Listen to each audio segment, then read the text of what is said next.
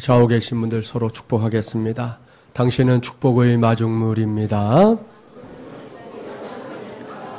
실천하는 신앙의 주인공이 됩시다. 할렐루야. 오늘부터 저는 새로운 말씀의 주제를 붙잡고 여러분에게 하나님의 말씀을 전하려고 합니다. 그 주제는 주보에 기록된 대로 영적 대각성 운동입니다. 지난 주일에 저는 축복의 마중물을 주제로 하는 말씀을 마무리하면서 저와 여러분 모두가 탁상 공론에 그치거나 머무는 신앙의 주인공이 아닌 작은 것 하나라도 좋으니까 실천하는 신앙의 주인공이 되어야 함을 심주어 말씀드렸습니다. 기억나시죠? 오늘부터 여러분과 함께 씨름하려고 하는 주제는 실천하는 신앙의 주인공들을 통해 하나님께서 그동안 이 땅에서 이루셨던 그리고 앞으로 이루게 되실 위대한 역사에 관한 것입니다. 지나간 기독교의 역사를 기회가 되면 구석구석 한번 살펴보십시오. 하나님께서 실천하는 신앙의 주인공들을 통해 이루신 위대한 역사를 가리켜 영적 대각성 운동이라고 부른다는 것을 확인할 수 있을 겁니다. 18세기에 영국과 미국에서 일어났던 영적 대각성 운동은 19세기로 이어졌습니다. 그때 그야말로 수많은 사람들이 하나님을 만났습니다. 하나님의 은혜를 체험했습니다. 하나님의 능력을 체험했습니다. 곳곳에서 회개 운동이 일어났습니다. 이러한 영적 대각성 운동은 쓰러져 가던 침몰해 가던 그 시대와 역사를 다시금 일으켜 세웠습니다. 어두워진 사회 분위기를 쇄신해 주었고요. 사람들의 의식을 바꿔놓았습니다.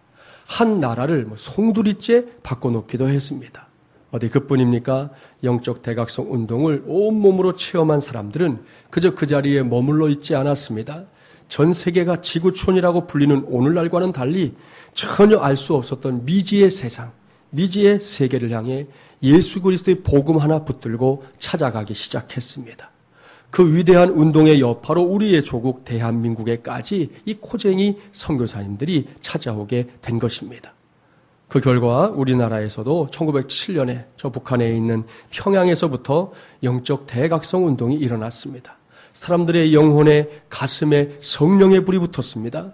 미국과 영국에서 일어났던 현상과 똑같이 곳곳에서 회개의 역사가 일어났습니다. 사람들의 삶이 달라지기 시작했습니다. 나아가서 예수 그리스도의 복음이 조선 팔도로 퍼져나갔습니다. 어느새 그로부터 100년이라는 세월이 흘렀습니다. 오늘날은 어떻습니까? 이 시대를 그리스도인이라는 이름으로 살아가고 있는 저와 여러분의 눈에 영적 대각성 운동의 흔적들이 보이고 있습니까? 이 질문에 얼른 네 라고 대답하고 싶지만 현실은 그렇지 못합니다.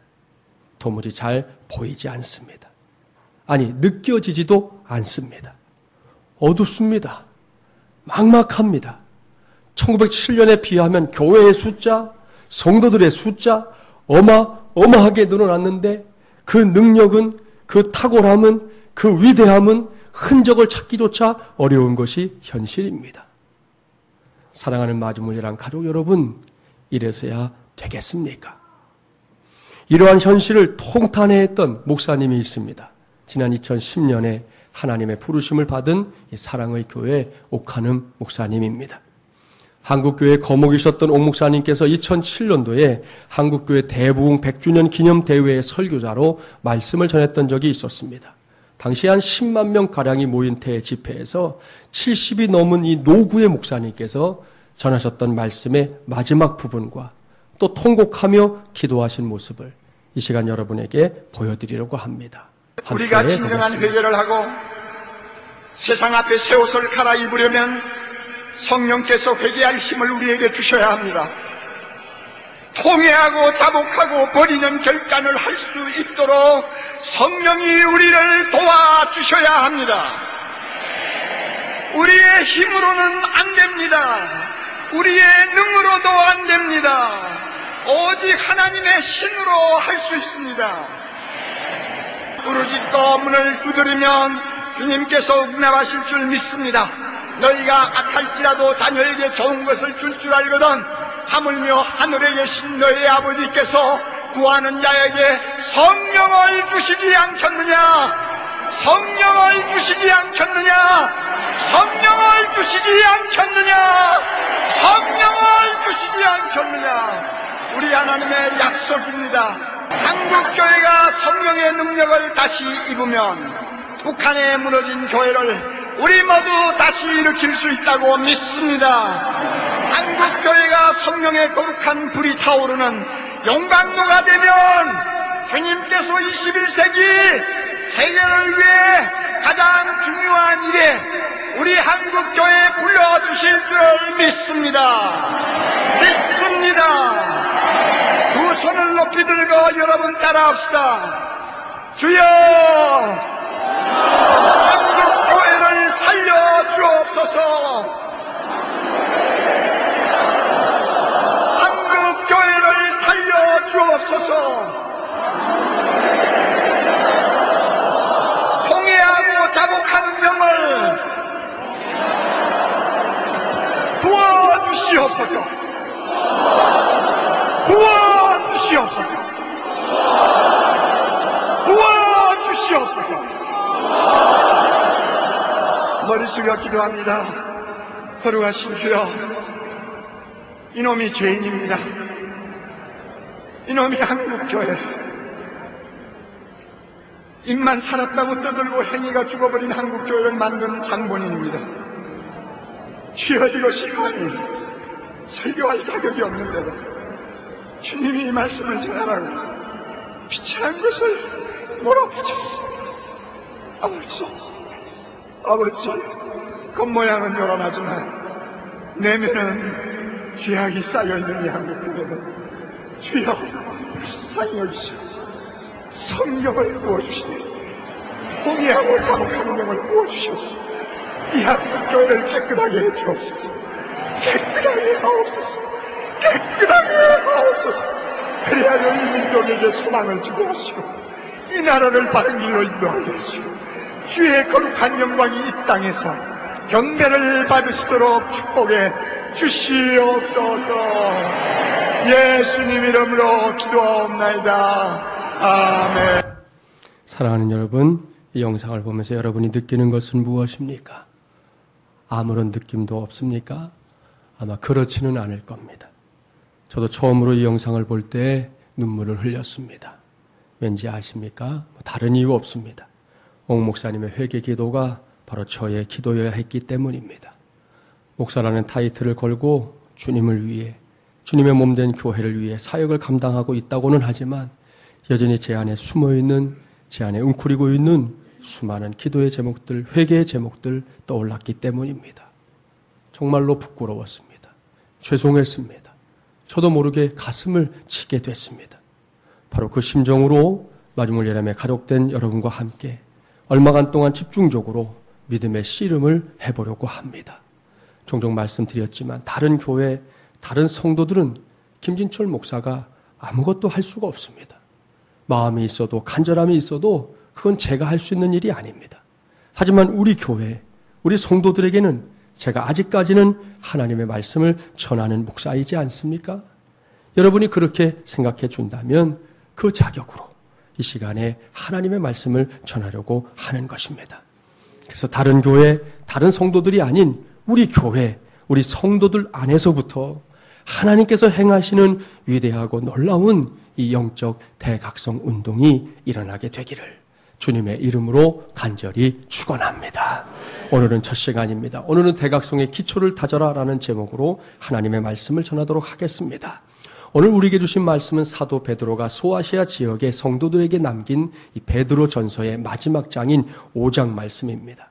베드로는 5장 1절부터 4절까지의 말씀을 통해 먼저 이 교회의 지도자들에게 당부하는 메시지를 전했습니다. 그런 다음에 바로 이제 성도들을 향해 당부의 말씀을 전하고 있는데요. 저는 이 당부 속에서 저와 여러분이 영적 대각성 운동을 시작함에 있어서 기초로 삼아야 될 것, 근본으로 삼아야 될 것들이 무엇인지 찾게 되었습니다. 이제부터 그 당부들을 하나씩 살피도록 하겠습니다. 첫 번째 당부, 겸손한 삶에 대한 당부입니다.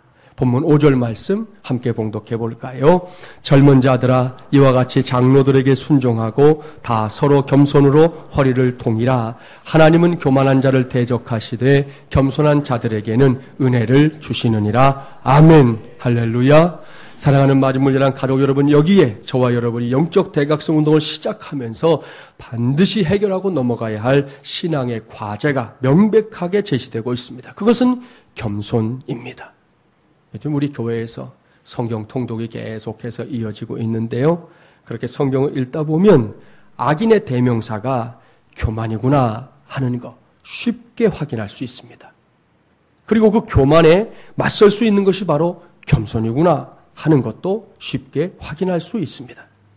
여기서 한 가지를 주의해야 합니다. 그것은 성경이 말씀하는 겸손을 제대로 그리고 바르게 이해해야 한다는 것이에요. 우리나라 사람들은 겸손의 의미를 성경적인 의미에서의 겸손이 아닌 유교적인 의미에서의 겸손으로 이해하거나 생각할 때가 많습니다. 예수 안 믿는 사람들은 그럴 수 있는데 예수님을 믿는 사람들도 다르지 않아요. 용산에 있는 한 교회의 목사님의 경험담을 소개합니다. 목사님께서 부임하고 나서 첫 신방을 하는데 동부 이촌동에 있는 60평짜리 아파트에 살고 있는 한 권사님 댁에 가게 됐어요. 그런데 현관에 목사님이 들어서는데 권사님이 맞이하면서 이렇게 말하더라는 거죠. 아이고 목사님, 이렇게 누추한 곳에까지 찾아와 주시니 너무 감사합니다. 어서 오세요. 그때 늘 이 직설적인 어법이 습관화되어 있던 이 목사님이 이렇게 대답했다는 거죠. 권사님, 이 집이 누추하면 저희 집은 개집이게요. 그랬다는 거지요. 여러분, 이 권사님처럼 말하거나 생각하는 것은 성경이 말씀하는 겸손이 아니다라는 거예요. 손님을 위해 상을 차린 후에도 마찬가지입니다. 분명히 잘 차렸어요. 눈맛으로도 손색이 없고 상다리도 휘어질 것 같습니다. 그런데도 굳이 정말이지 그냥 넘어가면 참 좋겠는데 마치 약방의 감초처럼 변변히 차린 것도 없는데 이렇게 식사를 하게 되었으니 너무 감사합니다 라고 말하는 경우가 있어요. 이건 역시 잘못됐습니다. 그냥 이렇게 말하면 안 될까요? 목사님, 제가 오늘 정성을 다해 준비했으니까 맛있게 드세요. 그러면 될 일이잖아요. 그런데 굳이 변변히 차린 것도 없는데 라는 말을 갖다 붙이는 일들이 왕왕 있다는 것입니다. 이 모든 것이 이 유교적인 성향에서 나오는 거예요. 성경이 말씀하는 겸손은 그런 것이 아닙니다. 성경이 말씀하는 겸손이 뭐냐? 그것은 하나님 앞에서의 내 존재에 대한 이해로부터 나오는 것입니다. 전능하신 하나님, 위대하신 하나님, 나를 창조하신 하나님 앞에서 나는 과연 어떤 존재냐는 것입니다. 여러분, 그걸 생각할 때 시건만진 표정으로 고개를 뻣뻣하게 들 수 있을까요? 나한테는 이런 능력도 있고요. 저런 능력도 있어요. 하나님, 나는 이거 잘해요. 라고 그렇게 내세우며 자랑할 게 있겠습니까? 어림도 없지요. 하나님 앞에서 나는 그저 작고 작은 존재일 뿐입니다. 그저 그 모습 그대로를 인정하면서 하나님 앞에 나아가는 것, 그것이 성경이 말씀하는 겸손입니다. 따라서 누구든지 이러한 의식을 갖고 살면요, 무엇보다 하나님께 칭찬받습니다. 그뿐입니까? 다른 사람들과 좋은 관계를 맺는 것도 훨씬 수월해집니다. 관계를 맺는데 어려운 이유 아시잖아요. 자꾸만 누군가가 우월해지고 싶어하기 때문이거든요. 그런데 하나님 앞에 있는 내 모습을 알면 우월할 게 있어야지요.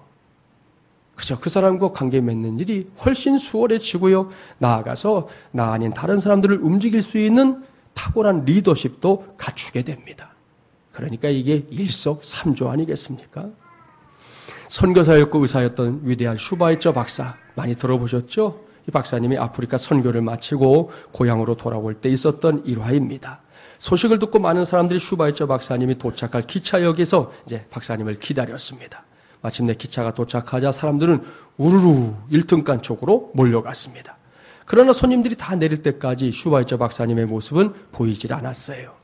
혹시 2등칸을 타고 왔나 생각해서 이번에는 사람들이 2등칸으로 몰려갔습니다.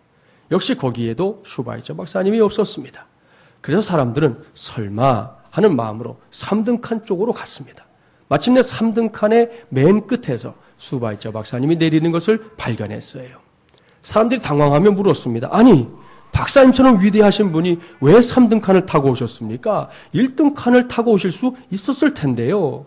그러자 슈바이처 박사님이 이렇게 말했답니다. 아, 그거요? 4등칸이 없으니까요. 그랬다는 거예요. 사랑하는 여러분, 이런 모습이 바로 교만에 빠져 갖은 악을 일삼는 악인들을 스스로 부끄럽게 만들 수 있는 겸손이고 겸손의 능력입니다. 그렇습니다. 믿음 안에서의 겸손은 진정으로 사람을 위대하게 만듭니다. 그리고 누구든지 겸손하면 그 인생의 앞길에는 존귀함이 기다리고 있습니다. 왠지 아십니까? 그것이 우리 하나님의 식이기 때문입니다. 본문 6절 말씀 함께 봉독해 볼까요? 6절입니다. 그러므로 하나님의 능하신 손 아래에서 겸손하라. 때가 되면 너희를 높이시리라. 아멘. 할렐루야. 이것이 하나님의 식이라는 거예요. 하나님의 역사입니다. 겸손한 자를 존귀하게 하시는 역사 말입니다. 그러나 반대로 교만하면 그 길에는 패망이 있을 뿐입니다. 성 어거스틴이 했던 유명한 말, 이미 여러분 다 아셔요. 신앙생활에 있어서 가장 큰 덕은 첫째 겸손이요, 둘째 겸손이요, 셋째 겸손이다 그랬습니다. 명언 중에 명언이지요. 이런 관점에서 보면 교만한 사람과 겸손한 사람은 딱 글자 하나 차이입니다. 무슨 글자 차이인지 아십니까? 목사의 설명을 들어보세요. 혹 하늘을 날고 싶어 했던 개구리의 이야기 들어보셨나 모르겠어요. 제목만 봐도 이 개구리는 범상치가 않아요. 개구리가 땅을 뛰어다녀야지 하늘을 날고 싶어 했으니 말입니다. 이 개구리는 새들처럼 허를 날아보고 싶은 소원을 품고 독수리를 찾아갔습니다. 독수리님, 저도 독수리님처럼 멋지게 하늘을 날고 싶습니다. 당신의 다리에 줄을 연결해서 그 줄을 내 입으로 물면 함께 나를 수 있을 것 같은데 그렇게 해주실래요? 독수리가 뭐 어려울 게 없잖아요. 기꺼이 허락을 해주었어요. 드디어 독수리의 다리와 연결된 줄을 이제 입으로 꽉 물은 개구리는 독수리와 함께 하늘을 날아올랐습니다. 기분이 어땠겠어요? 째졌겠죠. 땅에 있던 동료 개구리들이 그 모습을 보고는 넋이 나갔어요. 침을 흘릴 만큼 부러워했습니다. 그러더니 그들이 소리치며 물었습니다. 친구야, 친구야. 도대체 누가 그런 기막힌 생각을 했니? 요 말이 문제였습니다. 하늘을 날던 개구리는 친구들이 막 자기를 부러워하면서 부러운 얼굴빛으로 질문을 하니까 갑자기 우쭐해졌어요. 그래서 그만 내가! 라고 소리쳤습니다. 어떻게 됐을까요? 안 봐도 비디오죠. 개구리가 독수리의 발에 묶였었던 줄을 물었던 것을 놓치게 되었고 여지없이 추락했다는, 그 다음에는 이 개구리가 어떻게 되었는지 세상 누구도 알 수 없게 되었다는 우하요 전설 따라 삼천리였습니다. 사랑하는 마중물이란 가족 여러분, 무엇이 문제입니까? 침묵해야 하는데 침묵하지 않고 우쭐해서 내가! 라고 말해버린 것이 문제입니다. 그 순간에 땅바닥에 떨어져 버린 것이죠. 우리도 마찬가지입니다. 겸손한 삶을 추구하는 우리 역시 함부로 아무 때나 내가라고 말하면 안 됩니다. 우리 주변에는 이미 그 내가라는 올무에 묶여있는 사람들 많습니다. 정치권에 가보십시오. 여기도 내가, 저기도 내가입니다. 기업에 가보십시오. 여기도 내가, 저기도 내가입니다. 그렇게 인정받지 못하면 도태된다 생각하는 것이 오늘 기업사회의 문화입니다. 여러분, 우리나라 곳곳, 하다못해 이 지역 사회를 가도 내가라고 말하는 사람들 찾는 거 어렵지 않아요. 우리 마중물려난 가족들은 매사에 꼭 기억합시다. 내가가 아닙니다. 그러면요, 주가입니다. 믿습니까? 할렐루야. 제가 앞서 교만한 사람과 겸손한 사람의 차이는 글자 하나 차이라고 했잖아요. 내가와 주가의 차이입니다. 하지만 그 글자 하나의 차이가 단순한 글자 한 끗 차이가 아니라 하늘과 땅의 차이라는 것까지 꼭 기억하기 바랍니다. 그래서 사도 베드로전서를 마무리하면서 성도들을 향해 힘주어 말씀하고 있는 거지요. 젊은 자들아, 이와 같이 장로들에게 순종하고 다 서로 겸손으로 허리를 동이라. 하나님은 교만한 자를 대적하시되 겸손한 자들에게는 은혜를 주시느니라. 반드시 이 말씀 마음에 새겨서 이 말씀대로 살고 이 말씀대로 복을 받는 저와 여러분이 되기를 주님의 이름으로 축복합니다. 말씀 중에는 잘 축복하지 않는데 한번 축복하고 가겠습니다. 서로 짝꿍에게 축복해 주세요. 내가가 아닙니다. 주가입니다. 그런 당신은 겸손의 사람입니다. 할렐루야. 우리 모두 꼭 이와 같은 삶을 살아내야 합니다. 그것이 대각성 운동의 기초이기 때문이에요. 두 번째 기초가 있습니다. 그것은 하나님께 자신의 모든 것을 내어 맡기는 삶을 살아야 한다는 것입니다. 본문 7절 말씀 함께 봉독합니다. 7절입니다. 너희 염려를 다 주께 맡기라. 이는 그가 너희를 돌보심이라. 아멘. 사랑하는 마중물연한 가족 여러분, 여기에 또 하나의 영적 대각성의 기초가 있습니다. 그것은 주님께 맡기는 삶입니다. 하나님의 말씀이 다 그렇지만 이것은 결코 이론이 아닙니다. 반드시 실천해야 할 신앙적 삶입니다. 대표기도를 하는 분들이나 개인적으로 기도할 때에도 또 대화할 때에도 많은 분들이 그런 얘기 하잖아요. 하나님께 이 모든 것을 맡깁니다. 집사님, 그건 하나님께 맡겨야 될 일이에요. 권사님, 그거 하나님께 맡겨야 될 일이에요. 우리 그렇게 말하잖아요. 그런데 그것이 말에 그치면 안 된다는 것이죠. 실제 삶이 되어야 한다는 겁니다.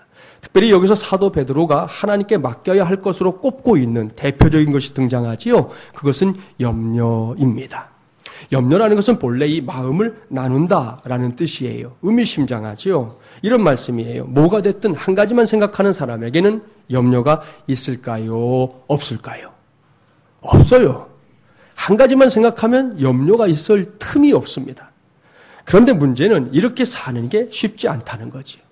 누구나 살다 보면 여러 가지 일로 마음이 복잡해지고 분주해지는 때가 있습니다. 그렇게 생각이 이제 나뉘게 되면 그때부터 우리 속에 자연스럽게 둥지를 트는 놈이 이 염려라는 놈이에요.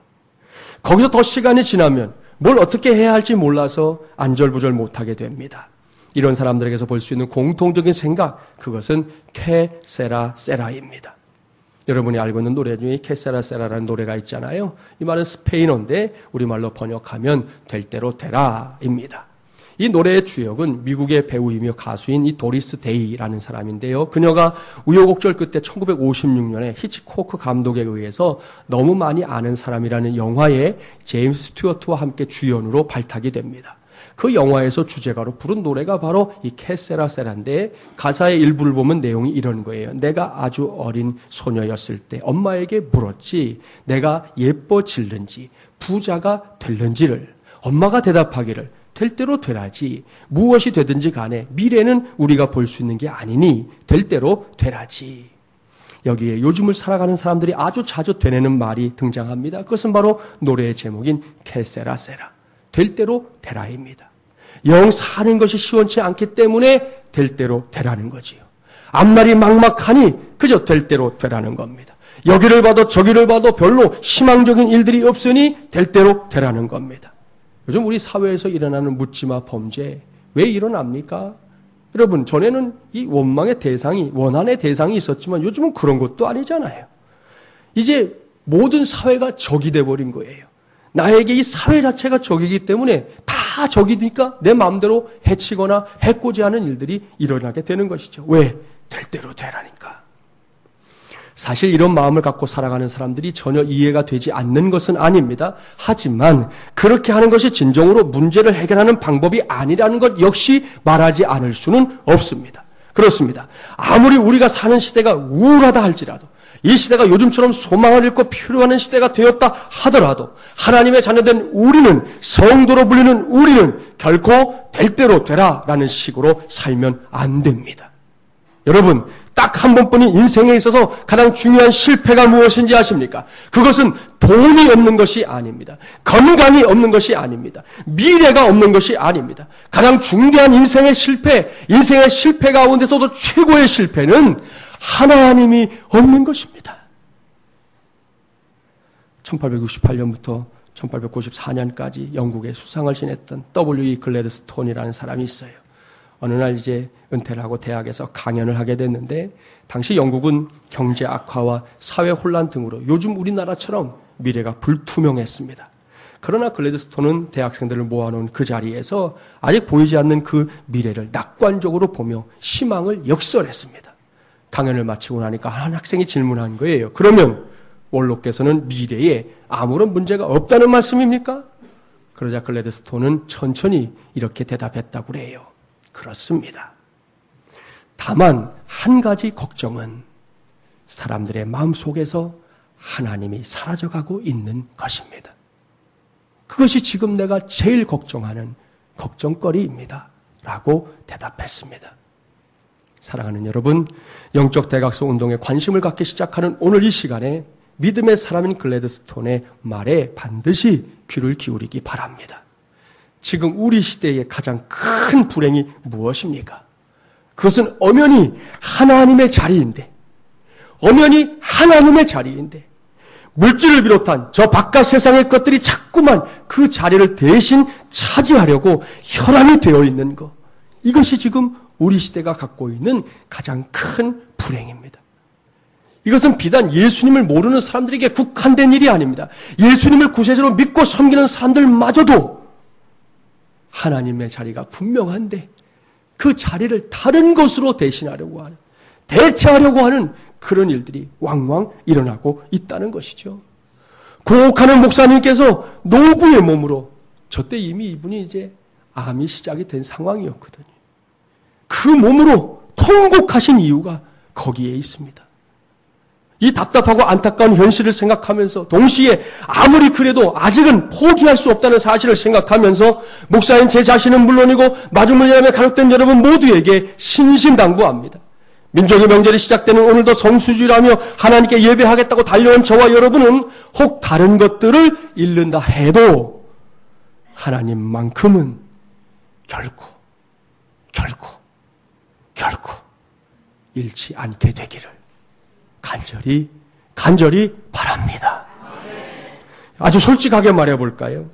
세상에 존재하는 것들은 그것이 무엇이든 간에 시간이 지나면 다 없어질 것들입니다. 맞습니까? 예, 맞지요? 그렇습니다. 여러분, 아무리 돈이 좋아도 돈도요, 없어지는 것이지 영원히 우리를 지켜주는 거 아니잖아요.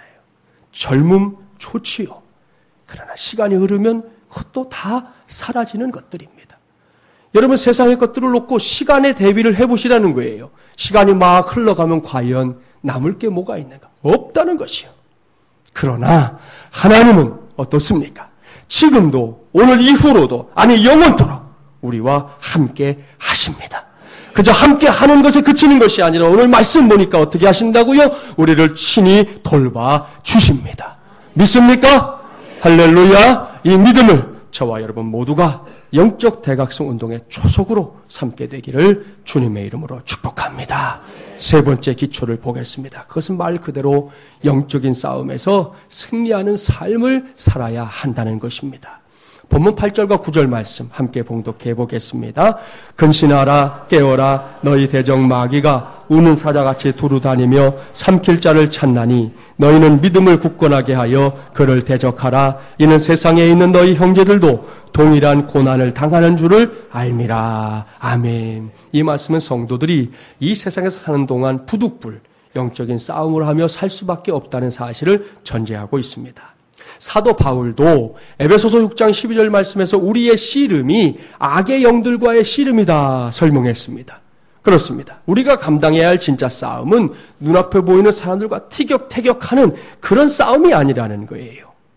우리가 대적해야 할 상대는 저 바깥 세상에서 시도 때도 없이 일어나고 있는 그런 시시한 어떤 일들도 아닙니다. 우리의 대적은 하나님의 역사에 정면으로 도전하고 있는 악의 영, 곧 사탄이요 마귀입니다. 따라서 성도의 삶이란 이러한 대적과의 싸움에서 승리하고 그 결과로 하나님의 영광을 선포하는 것이다 라고 해도 과언이 아닙니다. 오늘도 우리 주위를 한번 살펴보세요. 얼마나 많은 대적들의 흉계가 있는지 모릅니다. 세상적인 가치관을 통해서 우리를 시험합니다. 문화적인 여러 가지 채널들을 통해서 우리를 흔들어 놓으려고 합니다. 때로는 직접적인 박해로 성도들을 위협하는 시대이지 않습니까? 우리나라는 이렇게 자유롭게 신앙생활을 하고 있어요. 오늘도 여러분이 여기 오는데 뭐 크게 방해받지 않고 왔을 거예요. 하지만 이번에 우리 캄보디아 팀이 잠시 베트남에 다녀왔는데 베트남에 가보니까 신앙생활을 한다는 것은 베트남에서는 감옥과 가까워지는 일이더라고요. 베트남 지도자들을 모아놓고 선교사님들이 한번 질문했다는 거예요. 여기에 혹시 예수 믿는 것 때문에 감옥 갔다 온 사람이 있습니까? 질문할 때 선교사님은 그저 2-3명 있을까? 이런 생각으로 질문했대요. 그런데 다 손드는 거예요. 거기에 모여있는 모든 지도자들이 다 손드는 거예요. 한 번은 기본, 2번, 3번, 10번. 다른 것 때문이 아니라 예수 믿는 것 때문에 감옥에 가서 고문당하고 고통당하다가 나왔다가 또 들어갔다가 하는 일들이 지금 베트남 땅에서 여전히 일어나고 있더라는 거지요. 이번에 팀으로 갔던 분들이 다시 한번 반성한 거예요. 야, 우리가 너무 좋은 여건에서 신앙생활을 하는데 그걸 감사할 줄 모르고 살았구나. 이렇게 이 땅에 있는 사람들은 목숨 걸고 예수 믿는데 우리는 너무 미지근하게 신앙생활을 했구나. 함께 반성하는 그런 시간을 가졌었습니다. 혹 외신을 보셨습니까? 지금입니다. 지금 이라크에서는 반군인 ISIS의 학살 때문에 많은 기독교인들이 이미 죽임을 당했습니다. 그리고 지금 많은 기독교인들이 피난 행렬을 이루고 있습니다. 지금 기가 막힐 노릇입니다. 본문이 기록된 시대도 다르지 않았습니다. 박해가 구체적으로 그 마술을 드러내던 시대입니다. 그러니 오늘 이 말씀이 얼마나 그들에게 소중한 말씀이었겠습니까? 결국 사도 베드로를 통해 주시는 하나님의 말씀에는 한 가지 결론만이 있을 뿐입니다. 그 어떤 고난이나 박해 속에서도 지지 말라. 견뎌내야 하고 이겨내야 한다는 것입니다. 그것이 하나님의 말씀입니다. 이를 위해 반드시 필요한 것이 있는데 그것은 근신하고 깨어있는 삶이에요. 여러분 조금 전에 이 말씀 읽다가 혹 생각나는 거 없으셨어요? 그것은 사도 베드로 자신이 이 말씀의 체험자라는 사실입니다. 예수님께서 십자가를 지시기 전에 베드로, 요한, 야고보 3명의 제자들만 따로 데리고 겟세마네 동산에 올라가셨던 거 아시잖아요. 그때 예수님의 마음이 복잡했어요. 십자가 때문에 그 마음이 힘겨웠어요. 제자들에게 당부합니다. 너희들도 나와 함께 깨어서 기도해 다오. 그리고는 예수님은 좀 다른 곳 떨어진 곳에 가서 눈물을 흘리며 땀방울이 핏방울 되도록 기도하셨어요. 그리고 돌아와 보니 제자들은 잠들어 있는 거지요. 예수님이 그렇게 신신당부했건만 잠들어 있었습니다. 다시 말씀합니다. 너희들 나와 함께 좀 깨어서 기도해 다오. 또 기도하러 가셨다가 오니까 여전히 잠들어 있고 3번을 동일한 일이 겟세마네 동산에서 벌어졌지 않습니까? 결국 새벽이 되자 베드로 엄청난 실패를 경험합니다. 그는 사탄의 권세에 눌려 주님을 부인하고 말았습니다. 심지어 자기 목숨을 위해서 3년 동안 열심히 죽을 둥살둥 따라다녔던 예수님을 저주하기까지 했습니다. 이렇게 뼈아픈 기억을 갖고 있는 베드로가 자신의 그 경험에 기초해서 성도들에게 진심을 다해서 간곡하게 당부하는 것입니다. 근신하라, 깨어라, 믿음을 굳게 하여 마귀를 대적하라. 그것만이 그들이 승리할 길이더라는 것이죠. 여러분, 이것이 사도의 간곡한 당부입니다. 이제는 저와 여러분이 이 말씀대로 모든 마귀의 역사에 정면으로 대응하기를 바랍니다. 그런데 여기서 꼭 유념해야 할 주의사항이 한 가지 있어요. 그것은 우리가 마귀의 역사를 잘 분별하고 거기에 대응하는 것까지는 참 좋지만 거기에 몰입하지는 말라는 것입니다. 그렇습니다. 성도들 중에 소위 말하는 그 신령파들 있잖아요. 신령파들. 입만 열면 영적 하면서 신령한 이야기들을 하려고 하는 분들이 있어요. 이들 가운데 지나치게 어둠과 마귀에게 관심이 많은 사람들이 있습니다. 마귀는 분명히 존재합니다. 따라서 마귀의 존재를 부인하거나 무시하는 것은 올바른 태도가 아니에요. 얼마 전에 제가 잠옷실에 이렇게 문을 열고 들어갈 기회가 있었는데 마침 어린 녀석들이 거기서 자기들끼리 뭐 이야기하다가 절 보더니 대뜸 묻는 거예요. 목사님, 왜? 귀신이 있어요? 없어요? 묻더라고요. 그래서 왜? 한 놈은 귀신이 있다. 한 놈은 없다. 그런 거죠. 자기들끼리 다투다가 마침 목사가 들어오니까 물은 거예요. 그래서 제가 그랬죠. 귀신 있지. 어떻게 알아요? 성경에 귀신 나오고 실제로 귀신은 존재해. 하지만 무서워하지는 말아라. 왜? 우리에게는 예수님이 있으니까. 예수님의 이름으로 얼마든지 물리쳐서 KO시키고 이길 수 있어. 그러니까 두려워할 필요 없어 하고 이야기해 주었던 적이 있었습니다. 여러분, 마귀의 존재를 부인하는 거, 무시하는 거 좋은 태도 아닙니다. 동시에 마귀를 너무 강조하는 것도 문제입니다. 이런 사람들은 마귀만을 생각하고 마귀만을 묵상하고 수시로 마귀에게 당한 시험을 나누고 성도들이 만나서 할 얘기가 그렇게 없어요? 맨날 시험당한 얘기만 나누. 마귀의 역사를 분석하고 마귀의 특징만을 연구합니다. 그러면 어떻게 될까요?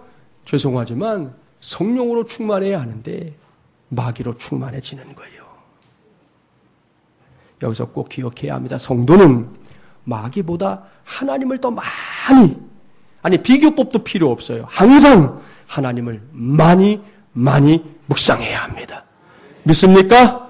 할렐루야. 어둠이 아니라 빛을 더 많이 생각해야 합니다. 이것은 지금 내가 어두움에 있느냐 빛에 있느냐 그걸 따지라는 말이 아닙니다. 나의 상태에 대해 집중하기 전에 먼저 빛 대신 하나님에 대해서 더 많이 생각하라는 말씀이에요. 생각해 보세요. 어둠이 있어요. 시커먼 이 어둠을 이겨보겠다고 여러분이 칼을 빼들고 그곳에 뛰어들어서 휘두르면 그 어둠이 해결되나요?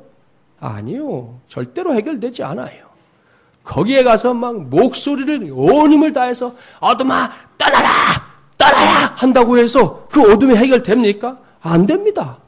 혼자서 안 되니까 뭐 수십 명씩 모여가지고 거길 해결해 보겠다고 이리 뛰고 저리 뛴다고 해결이 됩니까? 안 됩니다.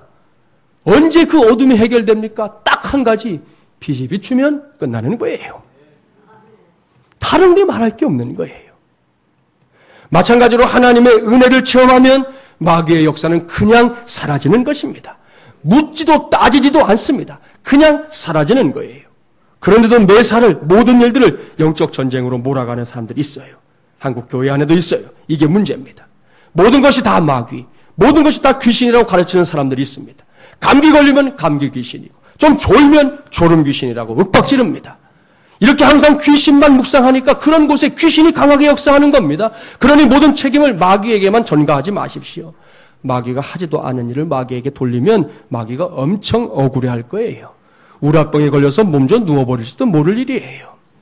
나아가서 내가 별로 노력하지 않아서 생긴 일을 마귀의 탓으로 돌리지 말아야 합니다. 환절기에 감기 걸린 거 마귀 탓으로 돌리면 안 됩니다. 기도에 힘쓰지 않아놓고 아무런 응답이 없다고 마귀 탓하면 안 됩니다. 이렇게 하면 정말이지 마귀가 억울해서 미쳐 돌아버릴 거예요. 그러면 세상살이는 더 피곤해질 겁니다. 결론을 짓습니다. 하나님을 더 많이, 지금까지보다 더 많이, 앞으로는 더 많이 묵상하십시오. 그러면 마귀 정도는 확실하게 대적해서 이길 줄 믿습니다. 여기까지가 영적 대각성 운동의 기초 공사입니다. 성경이 말씀하는 겸손으로 무장하십시오. 어떤 상황에서도 어떤 때에도 하나님을 잃으면 안 됩니다. 하나님께 모든 짐을 맡기되 하나님을 잃는 일이 없는 우리 모두가 되기를 바랍니다. 하나님을 많이 묵상하는 삶을 통해서 영적 전쟁에서 꼭 승리하십시오. 이러한 기초 공사를 탄탄히 마치고 오늘부터 시작되는 마지못이람 교회의 영적 대각성 운동에 저와 함께 온 힘을 기울여주기 바랍니다. 다른 교회는 하여튼 제가 아직은 어떻게 할 수 없으니까 우리 교회에서부터 여러분 역사적으로 영적 대각성 운동을 쭉 살펴보면요. 사실은 큰 모임에서 시작된 적이 없어요. 단 한 번도. 항상 작은 모임에서 소그룹을 통해서 그 일이 시작됐던 것을 알 수 있습니다. 우리 교회가 이 정도면 그 일을 할 수 있는 교회예요. 우리에게서부터 시작하십시다. 그래서 하나님께서 이루시는 위대한 역사를 친히 우리 목격도 하고 체험하는 저와 여러분이 되기를 주님의 이름으로 간절히 축원합니다. 기도합시다.